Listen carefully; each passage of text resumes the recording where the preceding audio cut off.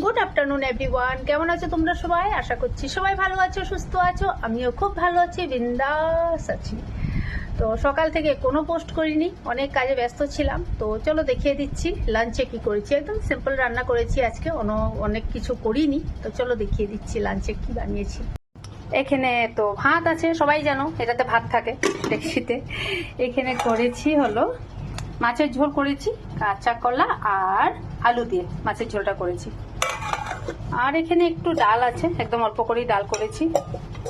এখানে করেছি একটু বিন ভাজা।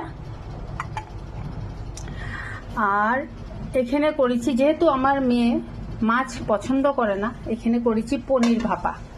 একদম ভাপিয়ে গেছে, এই যে পনির ভাপাটা করেছি। এটা হয়েই গেছে, অনেক গরম এখনো। এই দেখো, আর একটা আমি তোমাদেরকে খুলে দেখাচ্ছি। এটা পনির ভাপা, আমার মেয়ের খুব পছন্দ পনির, তাই ওর জন্য এরকম ভাবে করেছি। তো দেখো এখানে এটা আমি খুলছি এখন।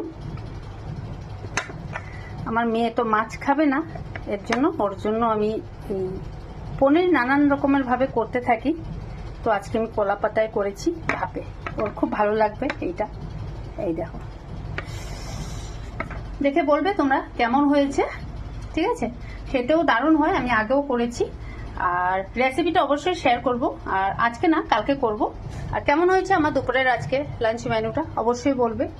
তো সবাই ভালো থেকো, সুস্থ থেকো, দেখা হচ্ছে নেক্সট ভিডিওতে। টাটা, bye bye and take care.